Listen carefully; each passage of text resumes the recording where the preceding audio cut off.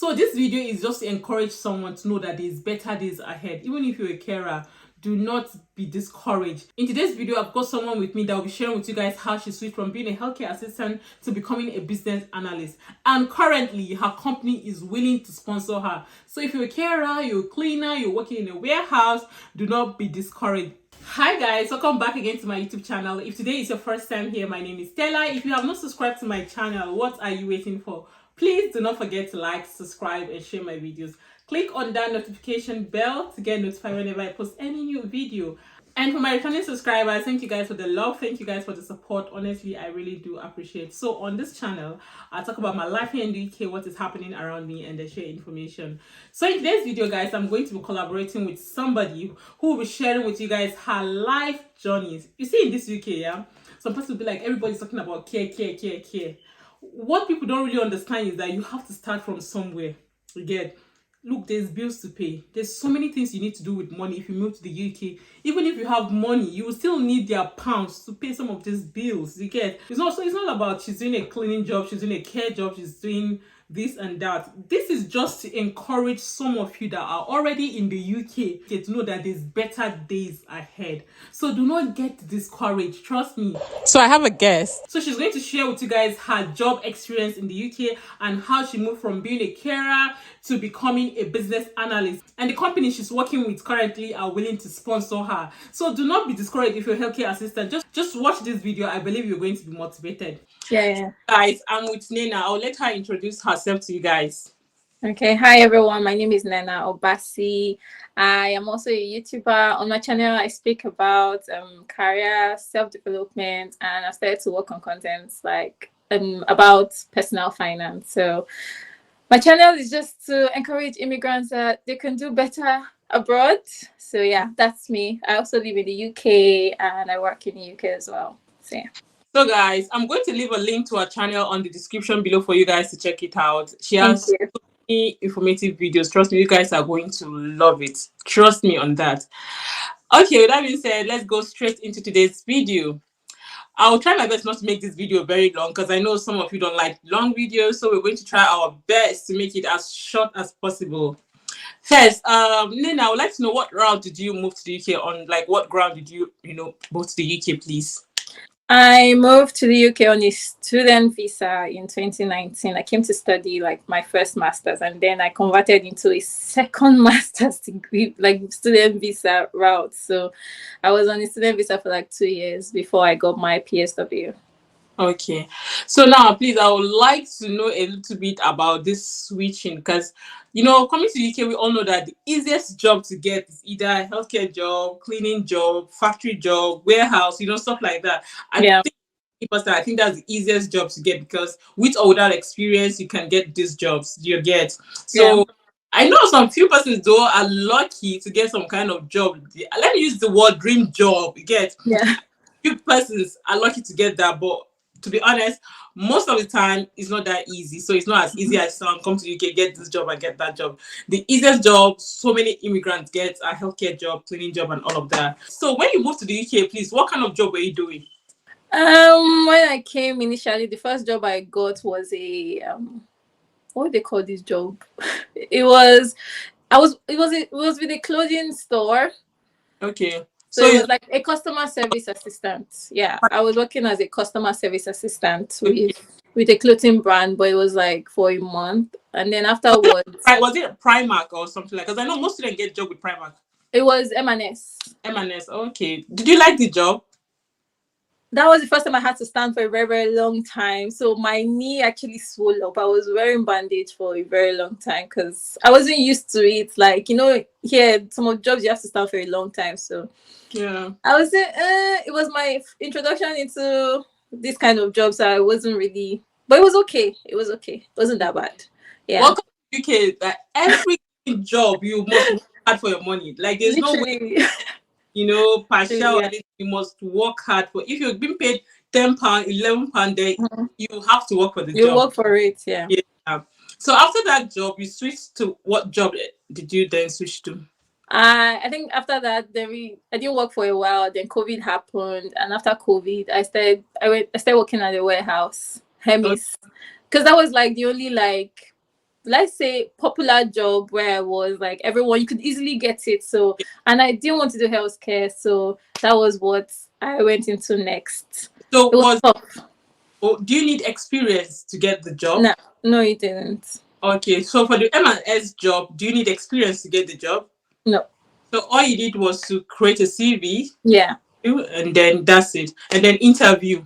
Yeah, I did the interview. Yeah. For the warehouse, I didn't do the interview. The warehouse was strictly on referral because there was a recruitment officer that was handling everything. So if you want to refer someone, you just reach out to her and then she calls the person with shifts. So you didn't have to interview for the warehouse one.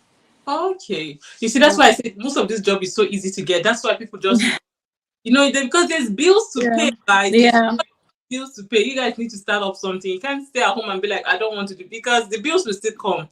And then after that job, you switch to what job? So after that job, I actually switched to a healthcare job. What happened was that at that point, I was in the middle of I completed my first master's and I was about to take up a second master's, and my parents paid for the first master's like full time, like fully. And he said, this second master's, we can't afford it. So you might have to step in. You have to cut in here. You have to make a video on how you manage to pay your school fees. I think people want to watch that video. I know. I was actually thinking about it. I just don't know if I'm ready to speak about it yet. But yeah, it's something I think I will eventually speak about in the future. Yeah. Yeah, because I see so many, people coming in as BRG student route, and some of them don't really have the complete money. I'll put it that way. Obviously, they want to move to the UK, then work and pay their everything. So I think it's a nice content to put out. It's not something I would actually advise anyone to do because it's really tough. But what I did was, because I had like a few months before starting and I really didn't want a break in my income, I had to get the job and I was working as hard as I could. After your course, they'll give you like 4 months before the expiry. So like in that 4 months, I was just working back to back to save up the money, at least enough money to even pay my deposit and settle some of the fees before I now started the second master. So it was tough, but it wasn't too tough when I started. So, well, at the end it's worth it, isn't it? Yeah, I'm still grateful that you just have to be strong. I think if you're strong, you can do it. Yeah. It's not easy. I think this UK made me realize that I'm stronger than I thought I was, because I always felt like I was an Nigerian boy. The kind of most people used to think that too. I think most people used to feel that too. But when you get to UK, I say UK will make you strong. Yeah, it really toughens you up. Yeah. Oh, and that's good. So, how far the job? How did you enjoy the job? Was it like pure health? Was it like healthcare assistant, or was it support? Because in support, honestly, there's not much to do. What I've come to realize is when people say support, it could mean different things or different companies. So people were telling me to actually consider going into support, which I did. My that first role was a support role, but when I went in, it was actually dumb care. And honestly, I can't even start to say what my eyes saw that day, and I really cried bitterly that day. I was like, it's condition that make crayfish to pay. But I think dumb is a bit difficult. I've not done dumb. It's difficult. I lost a lot of weight. Like I was so skinny. I wanted trying it, but some person like said, like, you can't do it. I was like, because where I work at the moment, I've been working with this company for the past, I don't know, 4 or 5 years now. I have not moved anywhere. So I think because I'm a flexible worker, so I can just work twice a week, 3 times, and I'm very okay with the company. That's really start trying another job. And it's making me lazy, like, because I know like, oh yeah, that's where I will come back, stuff like that. So you, as per, like, this is not what you want in terms of the dorm job. It's where you go by house, isn't it? Yeah, they'll give you like 30 minutes call, 15 minutes call. So you're going from house to house. It was stressful, especially the fact that I didn't drive, so I had to walk. No, I'm serious. Like, I had to walk. But they usually pair people like. So those ones, they call it double ups, but then they have like the single ones that they only require one person. So those ones that either have to walk there or use the bus. So it was really stressful, like going in here for just 15 minutes, coming out, going to the next place, coming out. I think I need that job so that it will make me lose weight. Trust me, you don't need it. So how long did you do that particular job? How long did I do it for? I think I did it for more than a month, actually. I did it for a while. Okay. for months actually, and then I moved from Scotland. I came to England, and I think that was where I had my breakthrough. Okay. So I got a job as my friend recommended me for a job for someone that owns like a healthcare Yeah. company. But then, for my second master's, I was actually studying business analytics, and this lady happened to be a business analyst. So, what they were recommending me for was to go into the field to work. But then, when she saw my CV and the fact that I was studying business analytics and she was the business analyst, then she called me and said, "Can I do like admin work for her? Like coming, like I'll be working in the office and be managing the care agency." Which I absolutely loved, because I'm like, oh my god, I wasn't expecting. I didn't even think I would work in an office like soon, but Yeah. like it was really a good one for me. So that was when I had my breakthrough, and I now started to work in the office for Oh, her. Yeah. I Oh, think sorry. I just remembered. After doing the dumb care, I actually switched to another one. This one was like another agency that was working. I was working in care homes. So the dumb care, I did it for like a month or two. Then I moved to a different agency. So that one I was working in care homes, and I was there for a while before I now moved and then got this job. Okay. So I think care home was a bit better, isn't it? Yeah, it was a bit better. It wasn't that bad. Oh, that's good anyway. I admire people like, because I actually spoke to someone and she mentioned that that's what she wanted to do. Like she quits. I mean, she's British anyways. She quit school. She didn't go to school anymore. She said that this was her passion. So, I mean, if it's something you truly want to do, Yeah. then yeah, go I for think it. some people do it because that's what they want to do, and some people have to do it because of the situation at Yeah, hand. yeah, Need to start from somewhere, yeah, and some people do it because it's flexible. 8 to 5 job. As a parent, I feel like it's a bit, because you have to keep dropping your kids yeah. from. So I think, for me, from now, I don't think that's. I really want that. Yeah.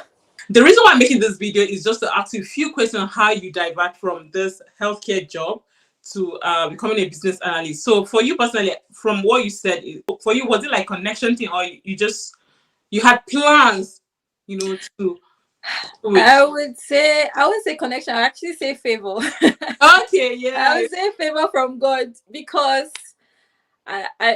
before I knew that I wanted more for myself, and I knew that I wasn't going to stop. Like I knew that I was doing the jobs I was doing because of the situation around me at that particular point in time.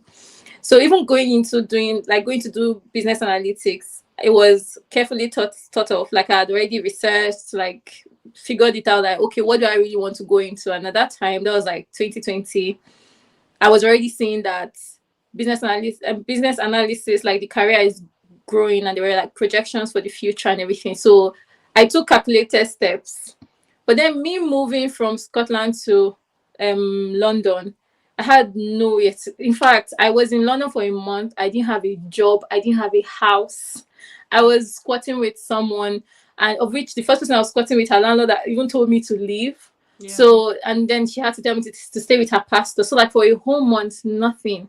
Yeah. So this lady that even referred, that I eventually went to work for, I didn't know her from anywhere.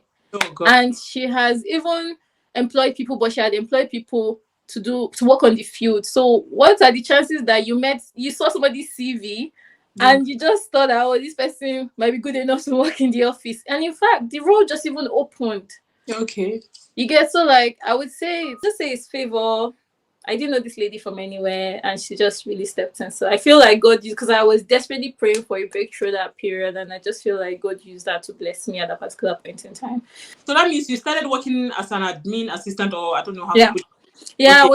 I was managing her care agency, but then like I mentioned earlier, she was also a business analyst. So I noticed that at that particular time when I joined, she just started to like interview for new projects. But because she was like a contractor, she's not a permanent staff. So she gets contracts from different companies. And when she actually started, I saw that she was quite skeptical to like get me involved in it. But I was very inquisitive. Like I was always like, oh, can I help? Oh, can I help? How can I help? What can I do?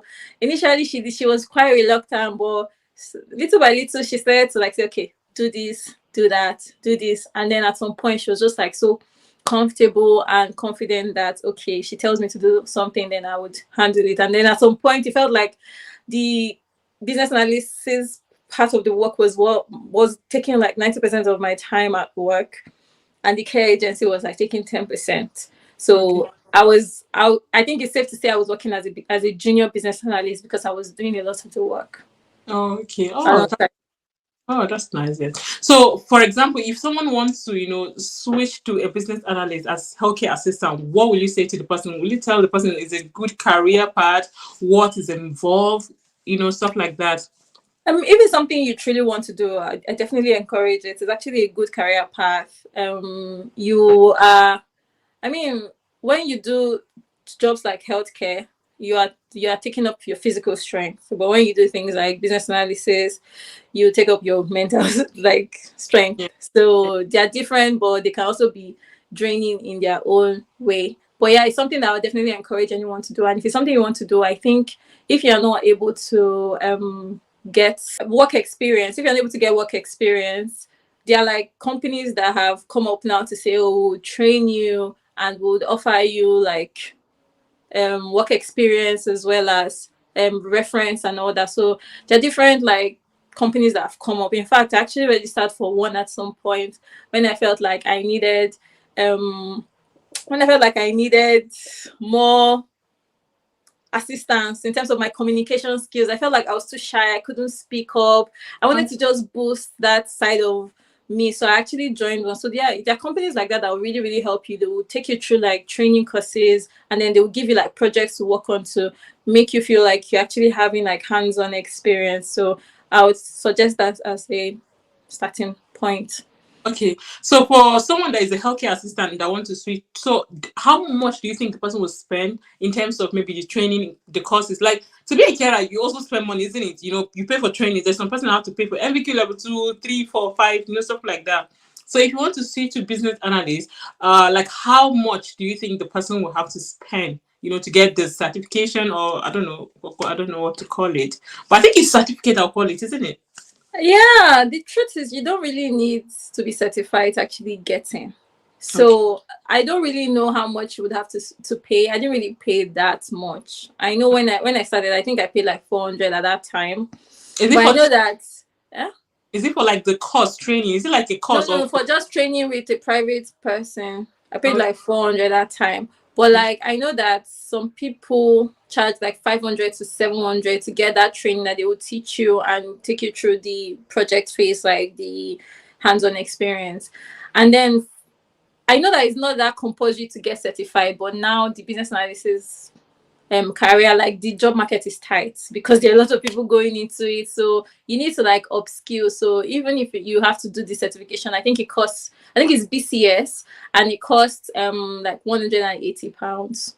£180. Yeah, to get it. And then you can do things like Scrum Master took like it was never up to 40 pounds to get Scrum Master. So let's say you can budget up to like £1,000. Okay. So do you need to write any exam for it? For which one? The certification? Yeah.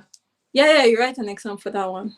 Oh, really? But if you Is are it like, going through like the private institutions that train you, I don't think there's any need for any exam. But if you are taking the certification course, then you write an exam. Even the Scrum Master too is you write an exam for that as well.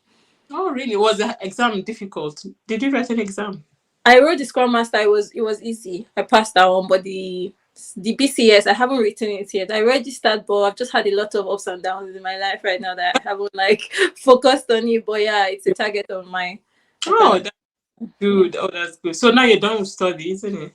Yeah, I'm done. I'm done So for. how is life in general? So if someone is coming from Nigeria, what will you advise the person? Some persons when they move to the UK, they'll be like, I don't want to be a carer, I don't want to be a carer, blah blah blah. I want to do this, I want to do that. What in general will you advise anybody that is coming? Because we all know that being a healthcare assistant is the easiest job, but what would you advise people out there in terms of being a carer, business analyst, everything in general?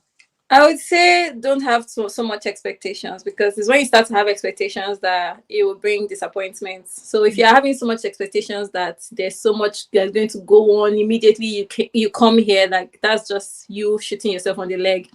What I would say is that when you come, get your hands on whatever you can get your hands on to sustain yourself, and don't lose sight of the end goal where you want to get to. Keep making those tiny steps to get to where you really want to get. So even if it's not business analysis, like whatever career path you want to do, it might take a while, because one thing I always say is that you were not born in this new country. You have no record here before you came.